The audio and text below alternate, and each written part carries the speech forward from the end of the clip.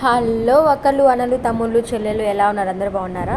నేనైతే సూపర్ కూల్గా ఉన్నాననే చెప్పొచ్చు. మీరు థంబ్నెయిల్లో చూసిన దాని ప్రకారం మీరు గెస్ చేసేసి ఉంటారు కదా షాపింగ్కి వెళ్తున్నామని చెప్పి. అవునండి, ఈరోజు మేము షాపింగ్కి వెళ్తున్నాము. But not for me and not for my hubby, only for సిద్ధిగాడ్ అన్నమాట. వాడి కోసం ఒక జత బట్టలు తీసుకుందామని చెప్పేసి ప్లాన్ చేసినాము. చాలా హ్యాపీగా స్టార్ట్ అయ్యాము. బట్ ఎండింగ్ మాత్రం కొంచెం నాకైతే కోపం వచ్చిందనమాట. అది ఎందుకు వచ్చింది, ఏంటి రీజన్ ఏమై ఉంటుంది అని చెప్పేసి మీరు వీడియో మొత్తం స్కిప్ అవ్వకుండా చూస్తే మీకు అర్థమవుతుంది. అంటున్నాడు నేను విన్నానమ్మా, అమ్మ వద్దు మనకి రారా.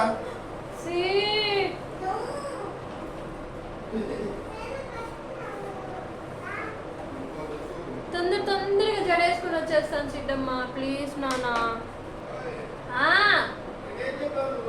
చెప్పులు వేసుకోపోమ్మా అని చెప్పా. నేను రావాలంట వాడికి, వస్తున్నా. నేను రాలేదని చెప్పి వాళ్ళ నాన్నని కూడా కిందకు కూడా వెళ్ళనివ్వట్లేదంట, అడ్డంగా నిలబడి ఉన్నాడంట. అదే చెప్తున్నారు వాళ్ళు.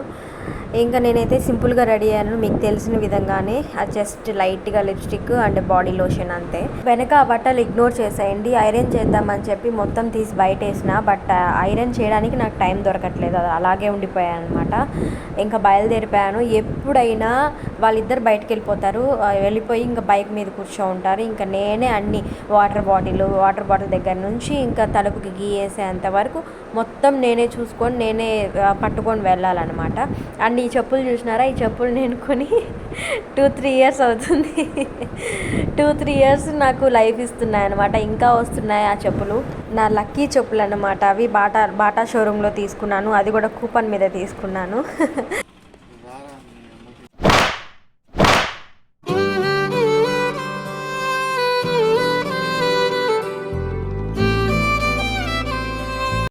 ఇంటి పక్కనే అన్నమాట, వాకబుల్ డిస్టెన్స్. ట్రెండ్స్ ఉండింది, ఇంకా దానికే వెళ్ళిపోయాము. బైక్ కూడా అవసరం లేదు, బట్ ఎందుకో మా ఆయన బైక్ తీసుకొచ్చిండు.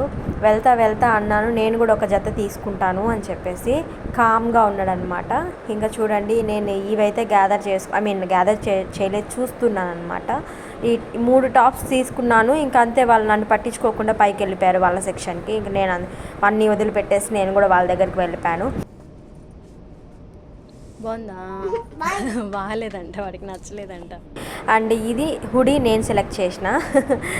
క్యూట్ ఉన్నాడు కదా వాడు. బయటికి తీసుకెళ్తే ఏం అల్లరి చేస్తాడు అసలు, మేమైతే కంట్రోల్ చేయలేము. చాలా ఎక్సైటెడ్గా ఫీల్ అవుతాడు. చూడండి వాడు ఎంత కోతి పండు చేస్తున్నాడో. దొంగ పిల్ల.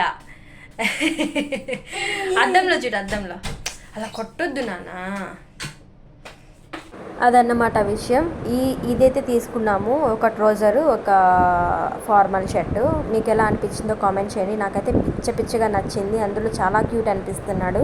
వాడికి తీసుకున్న తర్వాత నేను కూడా అన్నాను, నేను కూడా ఒక జత తీసుకుంటాను అంటే, నీకు డీమార్ట్లో కానీ విశాల్ మార్ట్లో కానీ తీసిస్తాను అన్నాడు అనమాట మా ఆయన. నాకు అంతే, ఇంకా అరికాలల్లో నుంచి సర్రని ఎక్కిపోయింది. ఇంకా నోరు మూసుకొని ఇంకా ఇంటికి వచ్చేసినాము ముగ్గురము. ఎప్పుడు చెప్పావు నువ్వు? అబద్ధం చెప్తున్నావు. నాన్నకి చెప్పాలి కదా, నాన్న అమ్మకు కూడా ఒక డ్రెస్ తీసి ఇవ్వాలి అని చెప్పాలి కదా నువ్వు.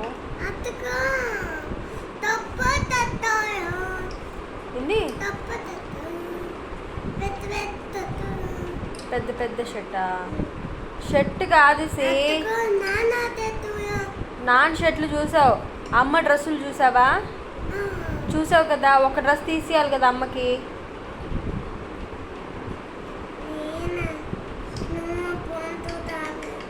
ఫోన్ చూస్తూ ఉన్నానా నేను? ఫోన్ చూస్తూ ఉన్నానా? వీడియోస్ తీసుకుంటా ఉన్నానా? వీడియోస్ తీసుకునే దానికి డ్రెస్ తీసి ఇవ్వడానికి ఏంట్రా సంబంధం?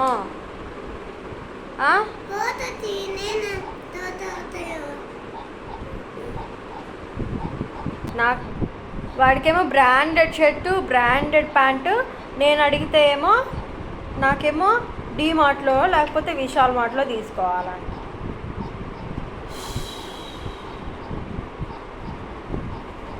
నేను వీళ్ళ కోసం మార్నింగ్ లేయాలి, టిఫిన్ చేయాలి, మళ్ళీ కోపంలో మాటలు కూడా రావట్లా నాకు. లంచ్ చేయాలి, బాక్స్ కట్టాలి, ఆ ఎండ ఎంత ఎండున్నా ఎంత వానున్నా బాక్స్ తీసుకొని వెళ్ళి ఇవ్వాలి, మళ్ళీ నైట్కి డిన్నర్ చేయాలి, ఇల్లు నీట్గా పెట్టాలి, అన్నీ చేయాలి. నాకు మాత్రం అంట డీమార్ట్లో లేకపోతే విశాల్ మార్ట్లో ఏదో ఒక ఏడ్చినట్టు ఒక టాపో లేకపోతే ఒక లెగ్గినో లేకపోతే ఇంకేమన్నా ఒక చీప్ డ్రెస్సో తీసిస్తారు. వీళ్ళ కోసం నేను ఇంత చేస్తుంటే నా కోసమేమో వాళ్ళు అంత చేస్తున్నారు అనమాట. అబ్బా కొడుకులు ఇద్దరు మాత్రం branded shirts, branded pants, branded cut డ్రైయర్లు కూడా. అస్సలు నేను మాట్లాడుతుంటే కనీసం పట్టించుకోవట్లేదు.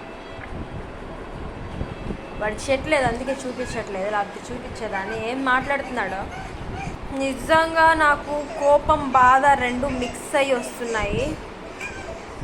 మళ్ళీ ఆలోచిస్తే సరే డబ్బులు లేవు కదా, ఇంకా అడ్జస్ట్ చేసుకోవాలి, బడ్జెట్ ఉంటేనే కదా ఏదైనా అనిపిస్తుంది. మళ్ళీ ఆలోచిస్తే నేను ఎప్పుడు ఏం అడగను అసలు. ఎప్పుడైనా రేర్గా ఒక డ్రెస్ కానీ అలా అడుగుతా, అది కూడా ఒక డ్రెస్ నచ్చితేనే తీసుకుంటా, లేదంటే అది కూడా లేదు.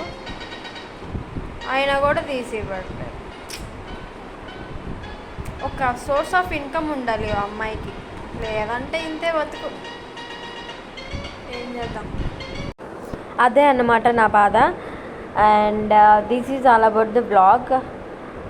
మామూలుగా సాయంత్రానికల్లా మళ్ళీ బాధ అంతా వెళ్ళిపోతుంది అనమాట, మళ్ళీ నార్మల్ అయిపోతాను. ఎప్పుడు జరిగేదే ఇది. సో వీడియో అంతా చూసినందుకు థ్యాంక్ యూ. నెక్స్ట్ వీడియోలో కలుద్దాం. అంతటి వరకు బాయ్ బాయ్.